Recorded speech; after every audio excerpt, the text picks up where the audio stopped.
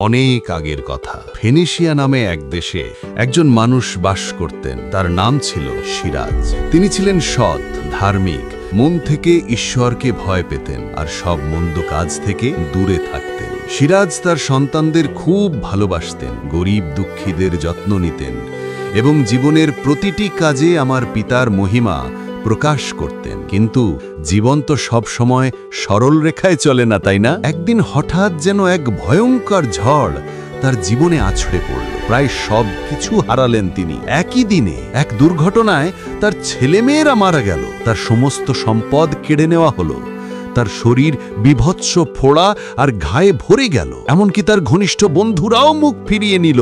সবাই ফিসফিস করে বলল, নিশ্চয়ই সিরাজ কোনো পাপ করেছে, তাই এই শাস্তি। তার নিজের স্ত্রী পর্যন্ত তাকে বলল, ঈশ্বরকে অভিশাপ দাও আর মরে যাও। কিন্তু সিরাজ সেই ভয়ঙ্কর কষ্টের মধ্যেও সিরাজ কখনো ঈশ্বরকে অভিশাপ দেননি। হ্যাঁ, তিনি প্রশ্ন করেছিলেন, তিনি কেঁদেছিলেন, কিন্তু তার বিশ্বাসকে তিনি মরতে দেননি। ওই চিরয়ত প্রশ্ন। আর হয়তো আজ তুমিও সেই জায়গাতেই দাঁড়িয়ে আছো। তোমার মনের ভেতরেও একই প্রশ্ন ঘুরপাক খাচ্ছে। নির্দোষ মানুষ কেন এত কষ্ট পায়? অধার্মিক মিথ্যাবাদীরা কেন এত ফুলে ফেপে ওঠে?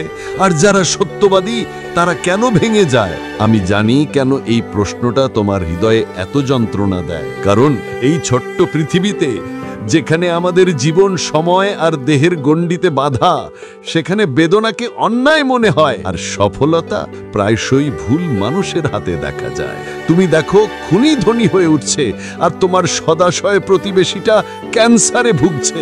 সৎ মানুষটা চাকরি হারাচ্ছে আর মিথ্যাবাদীটা পদোন্নতি পাচ্ছে। এসব দেখে তোমার ভেতরের আত্মা চিৎকার করে ওঠে, এটাই কিতাবে নেয়। কিন্তু শোনো, মনোযোগ দিয়ে শোনো, আমি সিরাজকে ভুলিনি, আমার পিতা তাকে ত্যাগ করেননি। শেষ পর্যন্ত যখন সব ঝড় থেমে গেল, সিরাজের বিশ্বাস ক্ষতবিক্ষত হলেও বেঁচে ছিল। আর সেই ঝড়ের পর সে যে জ্ঞান পেল, তার সমস্ত ধন সম্পদ বা স্বাস্থ্য থেকে অনেক বেশি মূল্যবান। সিরাজ বলেছিল, আগে আমি কেবল কানে শুনেছিলাম তোর কথা, কিন্তু এখন আমার চোখে তোর দর্শন হয়েছে।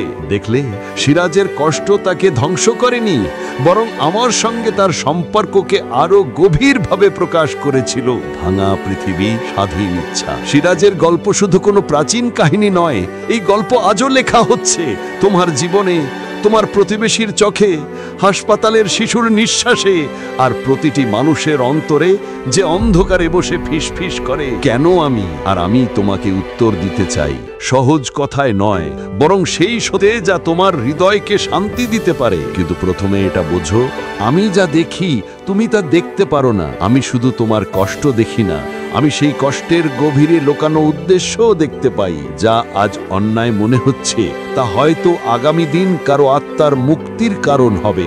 যখন আমার পিতা এই পৃথিবী সৃষ্টি করেছিলেন, তার মুখ থেকে একটি শব্দ বেরিয়েছিল, এটি ভালো।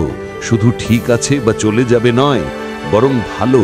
এমন ভালো যেখানে শিশুরা নির্ভয়ে হাসবে, যেখানে সিংহ আর মেষ একসঙ্গে শুয়ে থাকবে। কিন্তু প্রকৃত ভালোবাসা তখনই সম্ভব যখন মানুষের হাতে পছন্দ করার স্বাধীনতা থাকে। তাই তোমাদের দেওয়া হলো স্বাধীন ইচ্ছা। তোমরা পুতুল নও, তোমরা ভালোবাসার সহযাত্রী। কিন্তু মানুষ যখন অহংকারকে ভালোবাসার চেয়ে বড় করলো, যখন সহানুভূতির বদলে হিংসাকে বেছে নিল, তখনই পৃথিবীতে ফাটল ধরল, পাপ প্রবেশ করলো, আর তার সঙ্গে এলো দুঃখ, রোগ, অন্যায় আর মৃত্যু। এটা আমার পরিকল্পনা ছিল না, কিন্তু এখন তোমরা এমন এক ভাঙা পৃথিবীতে আছো যেখানে বৃষ্টি ধার্মিক আর অধার্মিক উভয়ের উপরেই সমানভাবে ঝরে, যেখানে নিষ্পাপরা ক্যান্সারে মরে আর দুর্নীতিগ্রস্তরা অর্থ আর সম্মানে ভরে ওঠে। তখন তুমি আমাকে জিজ্ঞেস করো, তুমি এটাকে থামাও না কেন? আমি পারি। আমি এখনই সমস্ত মন্দকে ধ্বংস করতে পারি। আমি একবার করেছি, আবার করব। কিন্তু বুঝে নাও, যদি আমি এখনই সব মন্দ দূর করি, তাহলে আমাকে তোমাদের স্বাধীন ইচ্ছাও কেড়ে নিতে হবে। আমাকে শুধু খারাপ কাজগুলোই নয়, প্রতিটি হৃদয়ের ভেতরের ঘৃণা, লোভ আর অহংকারও মুছে ফেলতে হবে।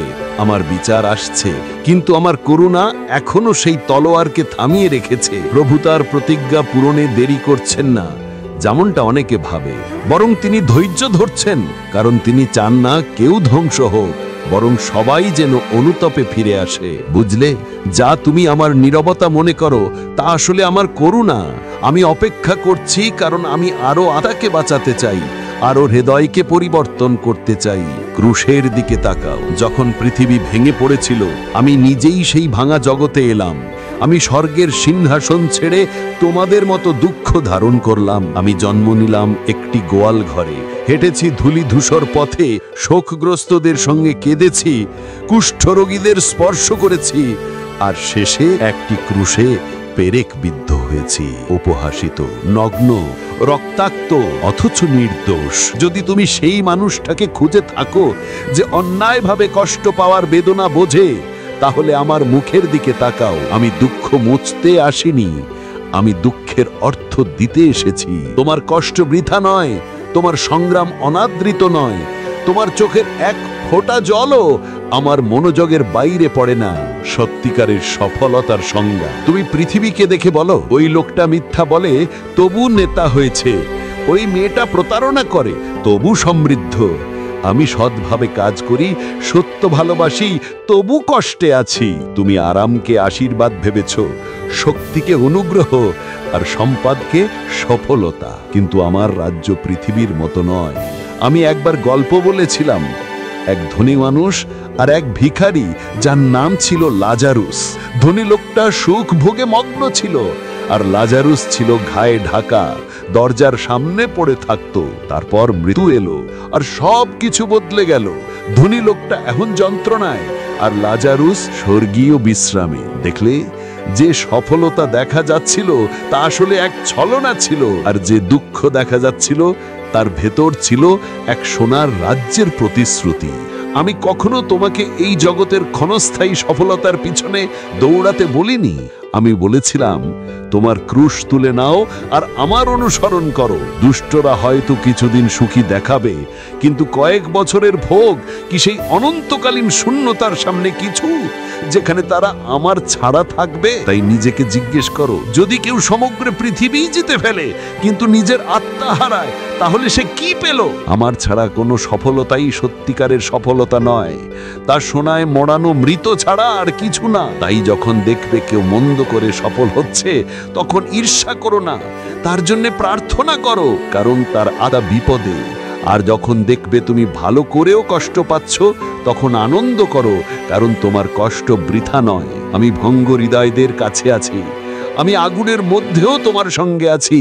যদিও মানুষ তোমাকে প্রশংসা না করে, স্বর্গে আমি তোমাকে মুকুট পরাবো। আমি তোমার জন্য আসছি। প্রিয়, তুমি আমার সঙ্গে এই প্রশ্নের যাত্রা করেছো সিরাজের কাহিনীর মাধ্যমে, এই ভাঙা পৃথিবীর সত্যের মাধ্যমে। এখন আরেক মুহূর্ত আমার কাছে এসো, বসো আর শোনো। তুমি শুধু এই মুহূর্তের জন্য সৃষ্ট হওনি, তুমি অনন্তকালের জন্য সৃষ্ট হয়েছো। তাই কষ্ট এত গভীরভাবে আঘাত করে, কারণ তা তোমার আত্মায় মানায় না।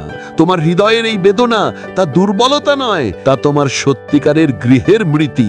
আমি তোমার জন্য স্থান প্রস্তুত করছি, এমন এক স্থান যেখানে কোনো অশ্রু থাকবে না, যেখানে কেউ একা থাকবে না, যেখানে নমিতরা পৃথিবীর অধিকারী হবে। তুমি আমাকে জিজ্ঞেস করেছিলে, নির্দোষ কেন কষ্ট পায়? আমি বলি, তারা চিরকাল কষ্টে থাকবে না। আমি দেরি করছি না উত্তর দিতে। আমি প্রস্তুত করছি নতুন স্বর্গ আর নতুন পৃথিবী, যেখানে নিজাদি বিচার সাগরের ঢেউয়ের মতো প্রবাহিত হবে। ততক্ষণ পর্যন্ত আমি তোমার সঙ্গে হাঁটছি। যখন তুমি কাঁদো, আমি তোমার পাশে থাকি। যখন ক্রোধে আমাকে প্রশ্ন করো, আমি তখনও তোমাকে আঁকড়ে ধরি। যখন তুমি আর একটা কদমও হাঁটতে পারো না,